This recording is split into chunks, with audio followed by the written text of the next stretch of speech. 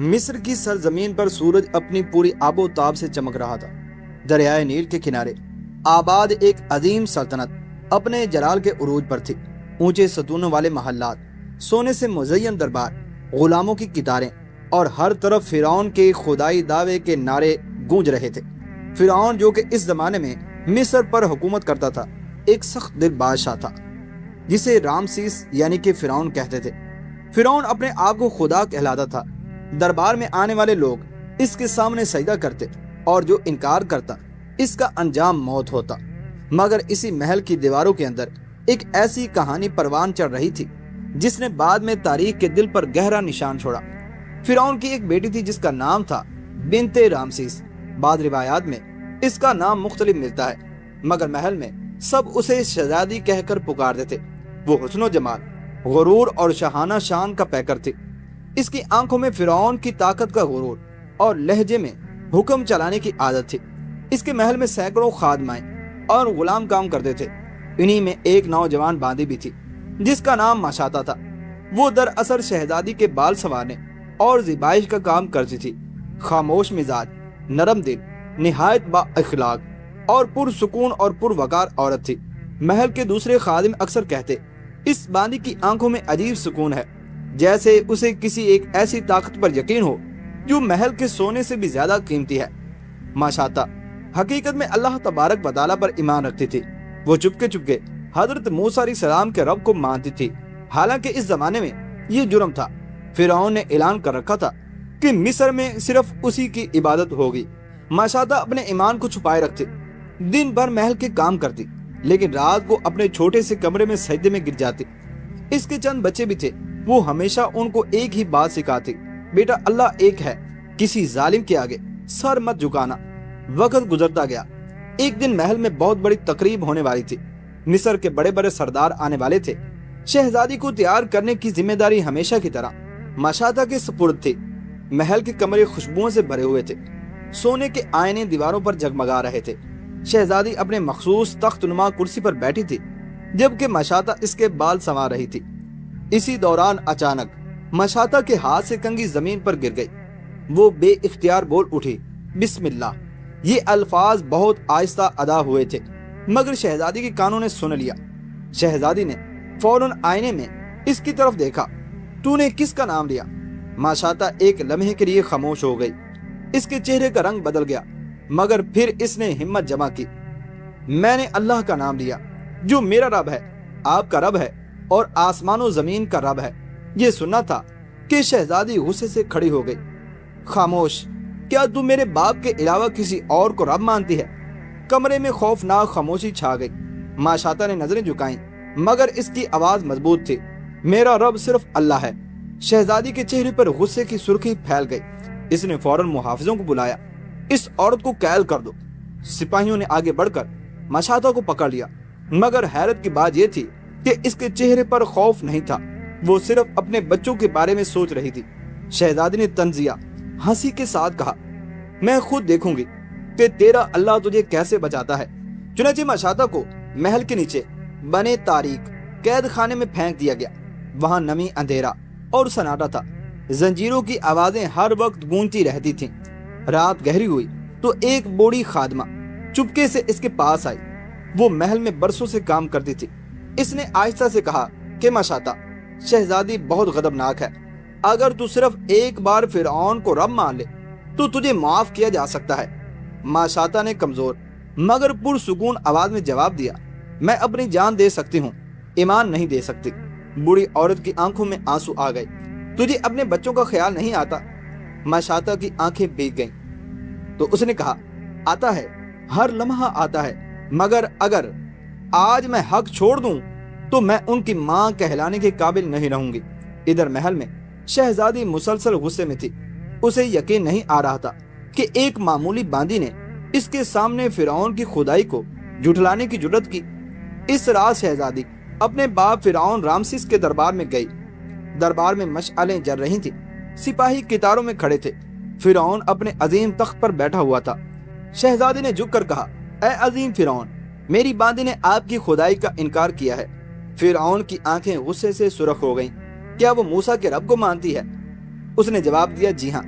فرعون نے اپنی مٹھی بھینچ لی، کل صبح اسے میرے سامنے لایا جائے، میں دیکھتا ہوں اس کا ایمان اسے کیسے بچاتا ہے۔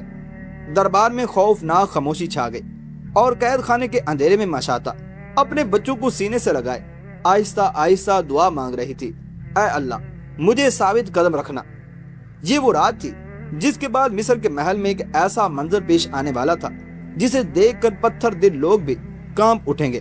چنانچہ صبح کا سورج ابھی پوری طرح سے طلوع نہیں ہوا تھا کہ فرعون کے محل میں غیر معمولی ہلچل شروع ہو گئی۔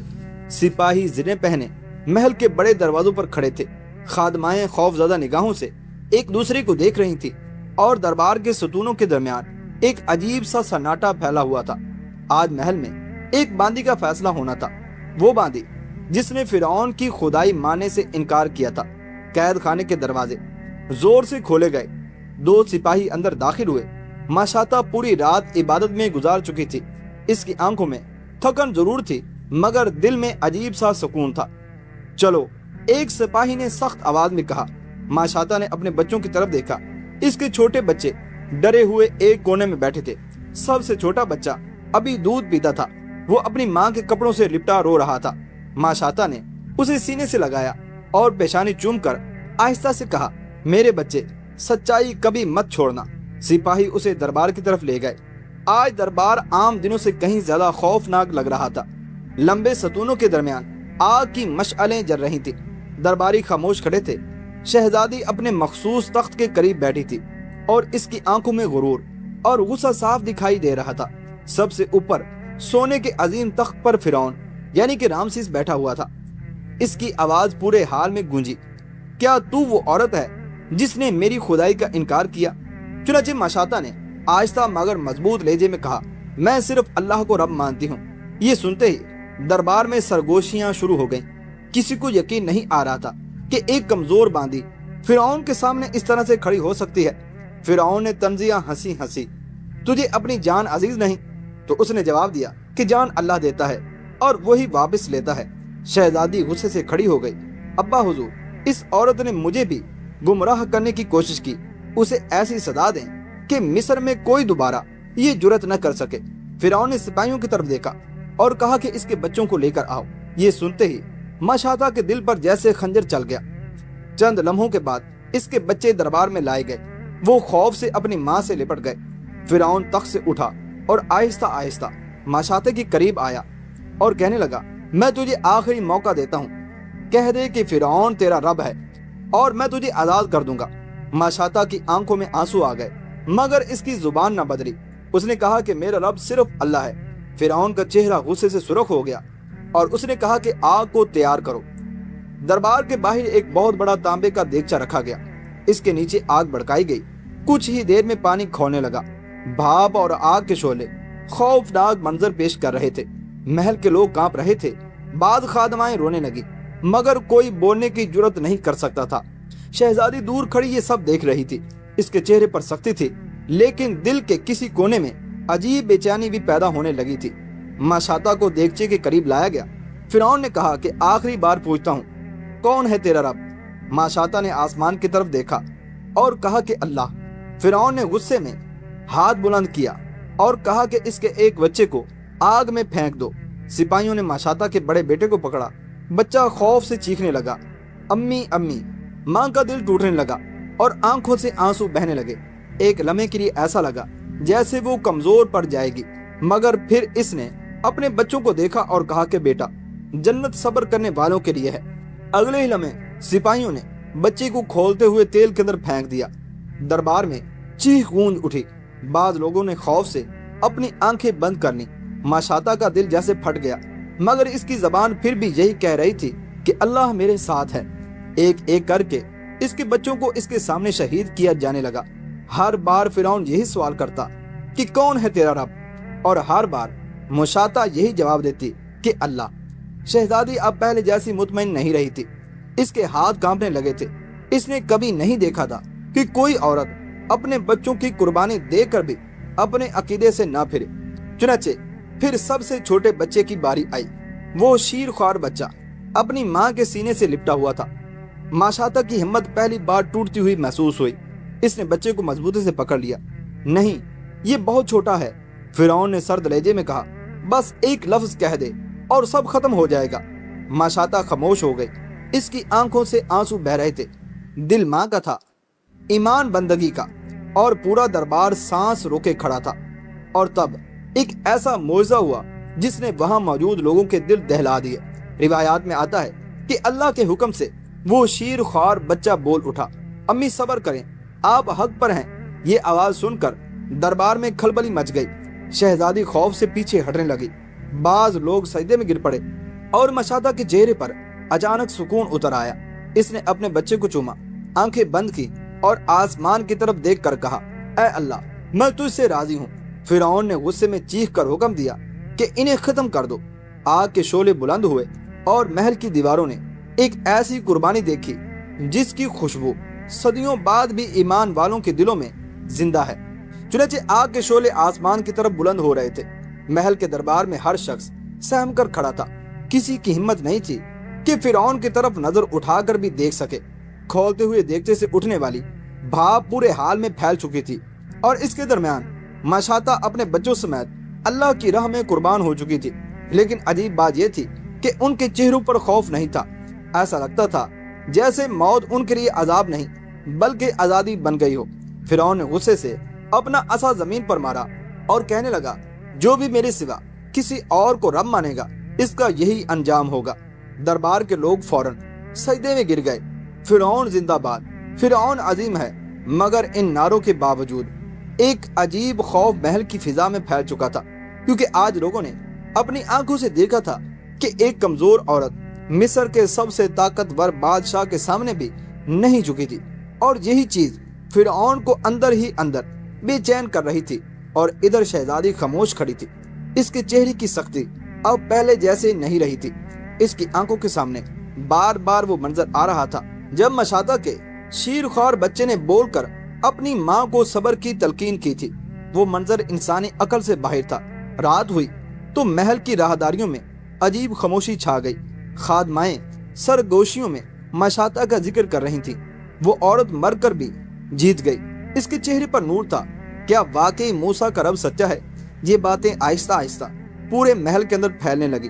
شہزادی اپنے کمرے میں اکیلی بیٹھی تھی۔ سونے کے آئینے، ریشمی پردے اور قیمتی خوشبوئیں بھی اس کے دل کا خوف ختم نہیں کر پا رہی تھی۔ اسے بار بار ماشاطہ کی آواز سنائی دیتی تھی کہ میرا رب صرف اللہ ہے۔ شہزادی نے بے چینی سے اپنی آنکھیں بند کر لی، مگر اسی لمحے اسے ایسا محسوس ہوا جیسے کمرے میں کسی جلتی ہوئی خوشبو کا احساس پھیل گیا ہو۔ وہ فوراً اٹھ کھڑی ہوئی، کون ہے وہاں؟ مگر کمرہ خالی تھا۔ وہ خوف زدہ ہو گئی۔ اسی دوران محل سے باہر شور کی آوازیں آنے لگی۔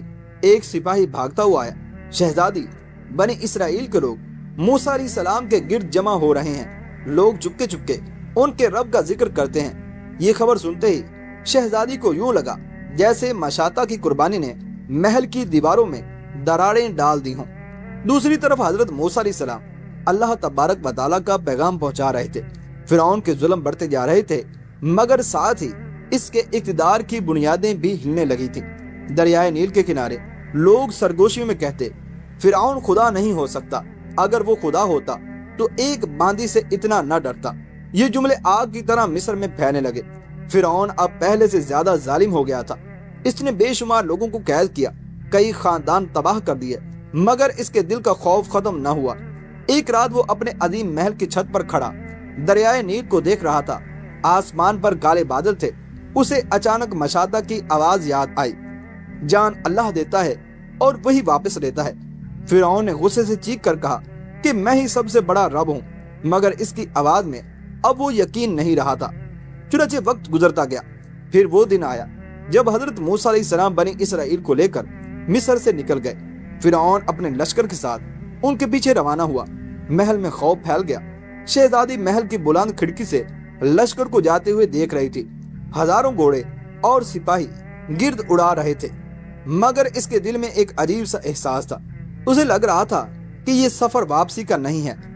رات گہری ہوئی، پھر اچانک مصر کے اندر یہ خبر پھیل گئی کہ دریا پھٹ گیا۔ موسیٰ علیہ السلام اپنی قوم سمیت گزر گئے اور فرعون کا لشکر پانی میں ڈوب کر غرق ہو گیا۔ یہ خبر بجلی کی طرح محل میں گری۔ اور لوگ ایک دوسرے کو خوف زدہ نظروں سے دیکھنے لگے۔ وہ فرعون جو خدا کہتا تھا اور سمندر کی موجوں میں بھی بس ہو گیا تھا۔ شہزادی یہ سن کر بیٹھ گئی۔ اسے پہلی بار احساس ہوا کہ طاقت، خزانے اور محلات ہمیشہ نہیں رہتے۔ اسے مشاطہ یاد آئی، وہ کمزور باندی جس کے پاس نہ فوج تھی، نہ خزانہ اور نہ محل، مگر آج تاریخ میں زندہ تھی۔ اور فرعون مٹ چکا تھا۔ صدیوں بعد جب نبی کریم صلی اللہ تعالیٰ علیہ وسلم کو معراج کرائی گئی تو احادیث میں ذکر ملتا ہے کہ آپ صلی اللہ تعالیٰ علیہ وسلم جب ایک مقام سے گزرے تو وہاں پر آپ نے جنت کی نہایت پاکیزہ خوشبو محسوس کی۔ جب آپ صلی اللہ تعالیٰ علیہ وسلم نے حضرت جبرائیل علیہ السلام سے پوچھا تو بتایا گیا کہ یہ فرعون کی بیٹی کے بال سنوارنے والی عورت یعنی مشاطہ اور اس کے بچوں کی خوشبو ہے۔ وہ عورت جسے دنیا نے ایک کمزور باندی سمجھا، اللہ نے اسے آسمانوں میں عزت دے دی، اور فرعون اس کے عظیم محلات کھنڈر بن گئے، اس کی طاقت مٹی میں مل گئی اور اس کا نام قیامت تک ظلم کی علامت بن گیا۔ یہی تاریخ کا اصول ہے۔ چنانچہ تلوار کا خوف کچھ وقت تک دلوں کو جھکا سکتا ہے، مگر ایمان ہمیشہ زندہ رہتا ہے۔